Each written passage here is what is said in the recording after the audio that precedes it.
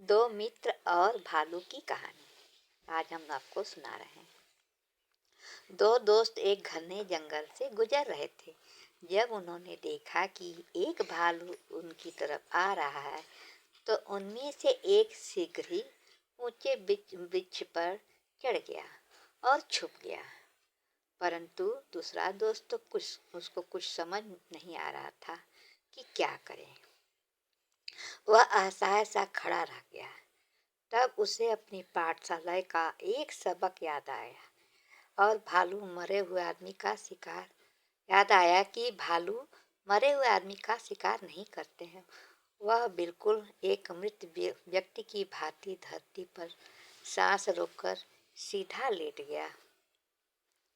भालू उसके पास आया और उसे सूंघ कर चला गया। थोड़ी देर बाद उसका मित्र पेड़ से उतर कर आया और उससे पूछने लगा, मित्र, भालू ने तुम्हारे कान में क्या बुदबुदाया? उसने उत्तर दिया, भालू ने कहा कि संकट की घड़ी में जो भाग जाए उसे सच्चा मित्र नहीं होता।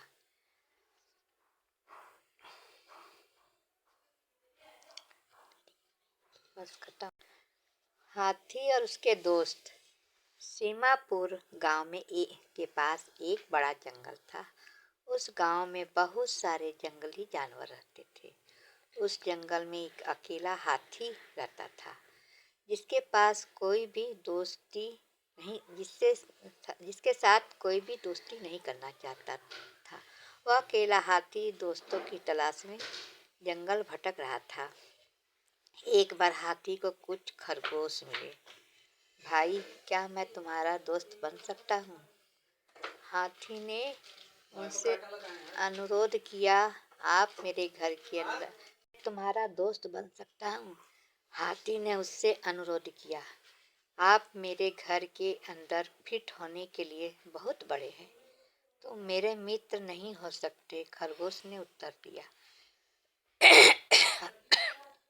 कुछ देर बाद हाथी को कुछ बंदर दिखाई दिए गए। जब हाथी ने उनसे दोस्ती करने को पूछा तब उस बंदरों ने जवाब दिया, आप बहुत बड़े हैं और पेड़ों पर झूल नहीं सकते जैसा कि मैं करता हूँ, इसलिए हम आपके दोस्त नहीं हो सकते। फिर हाथी को एक मेढक मिला और पूछा कि क्या हम उसका दोस्त हो सकते हैं? आप बहुत बड़े हैं और भारी हैं, तुम मेरी तरह नहीं कूद सकते, मुझे क्षमा करें, लेकिन आप मेरे मित्र नहीं हो सकते, मेढक ने उत्तर दिया। हाथी निराश होकर आगे चला गया। वहाँ उसकी कुछ लोमड़ियों से मुलाकात हो गई और उसे वहाँ भी एक ही जवाब मिला, वह बहुत बड़ा है।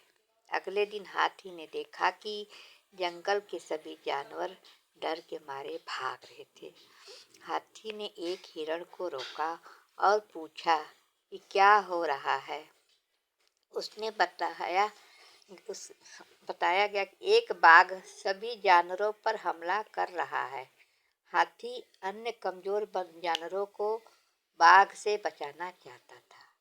वह जल्दी से बाघ के पास गया और बोला, प्लीज सर, मेरे दोस्तों को अकेला छोड़ दो, इन्हें न खाए।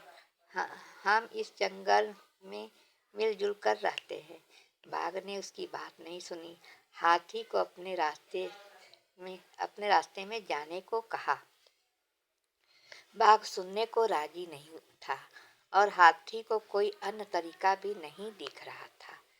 हाथी ने बाघ को जोर से लात मार दी और बाघ डर के मारे वहां से भाग गया। हाथी ने कैसे अपनी बहादुरी से बाघ को भगाया, यह देखकर सभी जानवर एकजुट हो गए। दोस्तों, सभी आकृति और आकार में आते हैं। नमस्ते। आपको ये कहानी पसंद आई तो कृपया कर लाइक एंड सब्सक्राइब कीजिएगा। नमस्कार।